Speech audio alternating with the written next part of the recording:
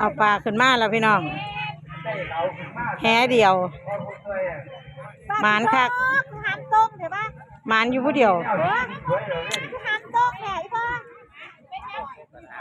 เป็นยังคือไปหลายตัวจ้ะ ว่าพวกท่านได้ปั่นกัน แหเดียวพี่น้อง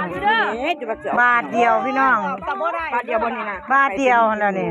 จอยปวดใช้เราไปจอย บาทเดียวมันไปเป็นมูลน่ะพี่กายนี่ลูกพี่เจี๊ยบเก่าคืนจังซี่ล่ะ ซื้อไปแม่ เอาไปนี่แหละ อีแม่เราไปเฮ็ดประเดี๋ยวอีแม่เราไปเฮ็ดประ แห เดี๋ยว เดียวพี่น้องแหเดียว ไม่ก็เอาไป แหเดียวป้าด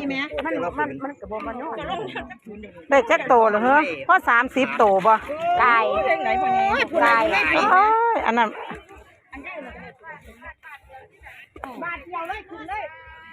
มาค้ำแหมึงแหอีหยังมันกระดอกกันเนี่ย มันเป็นแหเอ็น แม่แล้วขายเข้าหาตัวร้อย ไปกับจริงจังเดี๋ยวพ่อเดี๋ยวไปคุยกันแล้วก็พอวันเราให้ไปเอาที่นั่นพอดี ไม่ได้บวกกันไปที่หลังรถคนละไปคนละเอาไป ค่ะพ่อยืมห่างแล้วจักบาทอันนี้เราไปเอาไม่จบ ว่าไปเปลี่ยนไปยืนห่างเขาทาไป แม่นล่ะ ป้าแล้วเนาะนี่ บ่ ห่าง มี เก่าอยู่ บ่ได้สั่งแม่ตัวจะมาพอมันสิล่ม หาตัวร้อยแล้วก็เอาลาจะได้ยี่ดอก เอาหาตัวลอยตัวใหญ่ก็หนูอยู่ได้ปีกไก่ เอาอันนี้มันดุมันเนาะ อันนี้ลูกแอ้โอ้ยคุณให้คนใส่นี่บ่ ตัวใหญ่คัก